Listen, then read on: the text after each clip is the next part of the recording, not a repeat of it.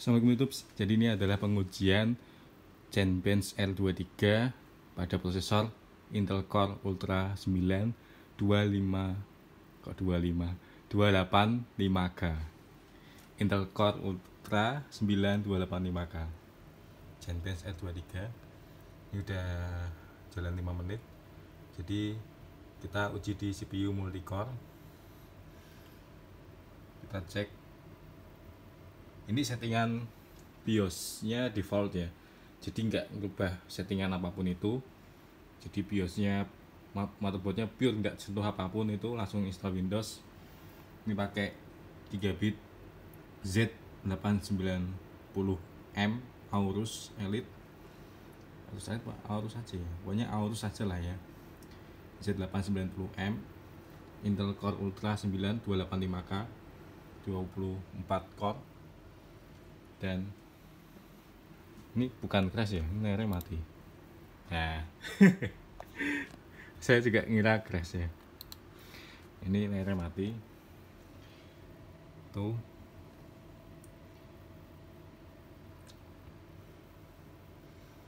Oke. Jadi kita lihat skornya berapa Genebench R23 pada prosesor Intel Core Ultra 9 285K 24 core. Ini kebacanya sih 3,69 GHz. Ini sebenarnya Windows 11 tapi kebacanya Windows 10, nggak tahu kenapa. Ini Genebench-nya versi Microsoft Store ya, bukan dari website Genebench. Ya juga dari website juga, cuma downloadnya penyedianya Microsoft Store. Yang gampang-gampang aja lah ya. Yang penting sama Genebench kan. Suhunya jalan 90.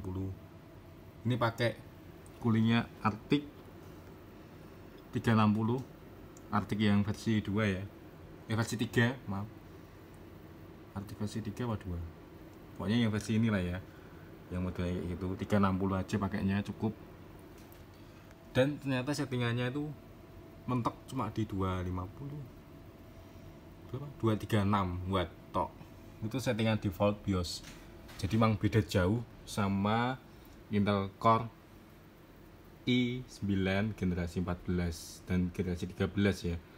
Yang video sebelumnya saya itu generasi 14 i9, itu parah banget settingan default BIOS-nya Intel.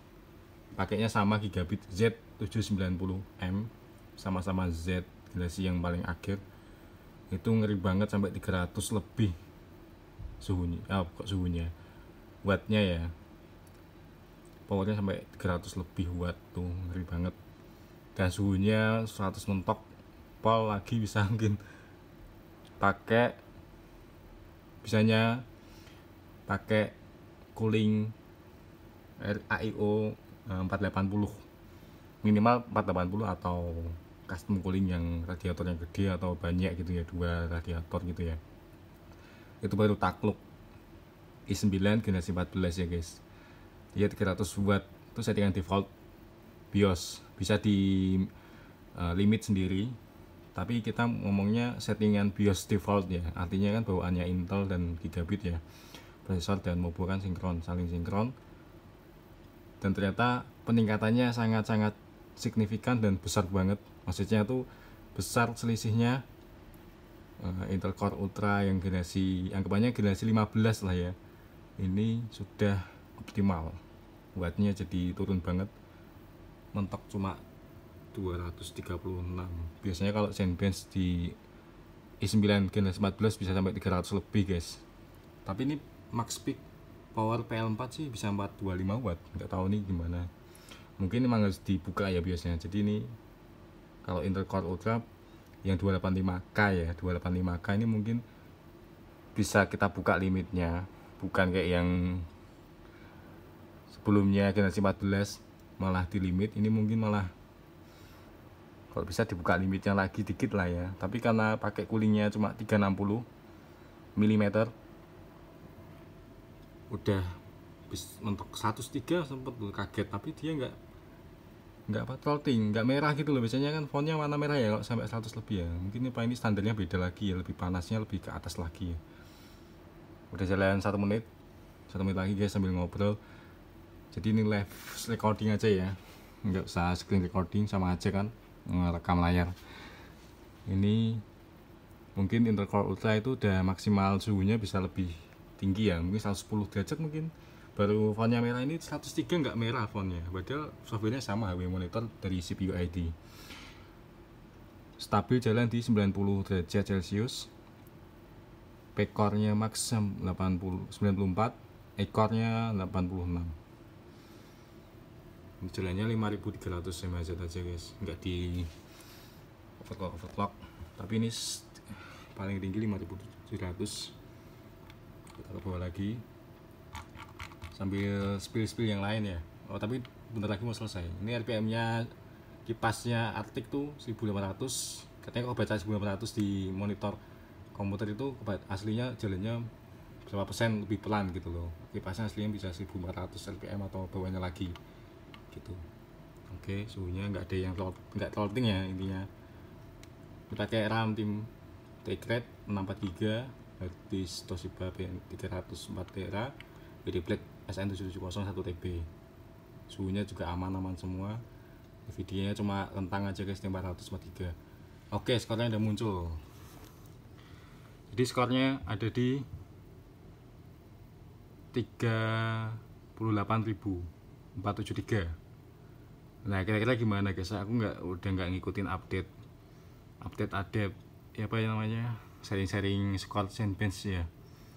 Terakhir yang i9 generasi 14 aja aku udah lupa. Mungkin bisa lihat di video sebelumnya, ada link di bawah mungkin. Tapi itu pas pakai AIO 240 sih, kocak sih guys. Ya karena nggak expect aja ternyata panas itu Intel generasi 14 ya.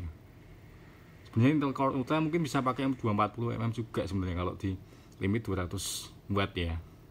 Masih bisa, masih kejar lah pada generasi 14 itu parah banget. Di generasi 15 ini dia peningkatannya wattnya lebih efisien anggapannya ya. Tapi kecepatannya ya skornya dari sini aja kita lihat 38.473. Kira-kira gimana guys kalian yang nonton yang ngikutin perkembangan skor Zenbench tiap prosesor? Aku nggak terlalu ngikutin. Yang penting saya di sini sharing aja buat kalian yang mungkin penasaran dengan performa Intel Core Ultra di software Zenbench ya performanya, karena bisa jadi realnya di software lain beda karena kombinasi komposisi spare part atau part komponen lain yang menunjang ya. Misal VGA misal VGA-nya, SSD-nya, RAM-nya, AIO-nya, coolingnya, casing-nya, sirkulasi udara biar lancar, lebih dingin mungkin bisa jadi, motherboard-nya juga. Jadi semua ngaruh ya guys. Jadi ini Zenbench hanya dinilai dari performa prosesor aja ya. Gitu guys. Jadi mungkin kali ini cukup aja video saya, nggak sependek, mungkin bisa jadi pendek, bisa jadi panjang. Bisa kalian ramaikan di kolom komen di bawah yang kalian paham aja ya, yang kalian memang menyimak, yang ngikutin dunia komputer, rakit PC. Bisa komentar di bawah sambil bahas-bahas apa, atau mungkin ada mau video apa ngetesannya kan sebelum ini komputernya dipakai buat kerja guys. Nah ini